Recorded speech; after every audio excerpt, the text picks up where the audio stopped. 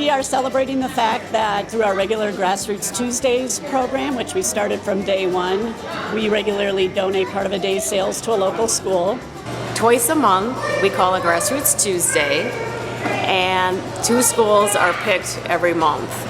That goes out through the whole year. On those Tuesdays, they invite their families, friends, and lots of people come that day to support. They support us as well as their school. Just being parents, having kids of our own, and we were watching our children's schools deal with budget cuts.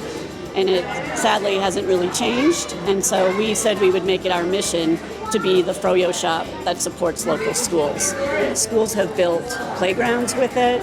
They've bought music books. They've used it for field trips. They've used it for a class trip to Washington, D.C. So many things, and whatever works for them and what they need, we're really happy to hear how it's being put to use. About 4 years ago, Outdoor Lab was slated by Jefferson County School District to be cut because of extreme budget constraints. Kids go up into the Colorado wilderness from Monday through Friday, and they get to have this incredibly unique experience where they learn a passion for science and really learn about stewardship of themselves and others in the world around them. And the community was the one that stepped up and said, no, this can't happen. And at the same time, Smart Cow was opening up, and Robin knew some people in the community, and they said, you've got to get behind this, you've got to hear what's going on. And she opened her doors and frankly her wallet to Outdoor Lab and really helped do a lot to rally the community to save Outdoor Lab. Outdoor Lab has been a great partnership. When we opened, it was just coincidental timing that Outdoor Lab in Arvada was going through a very tough time, wondering if they were even going to be able to stay afloat. And so when we donated at that time, the district matched our donation, so we were really able to give them a good boost, and that created a great partnership. So we partner with them every year because that affects all students in Jeffco. Without local businesses in the Jeffco community like Smart Cow, Outdoor Lab would not be here today.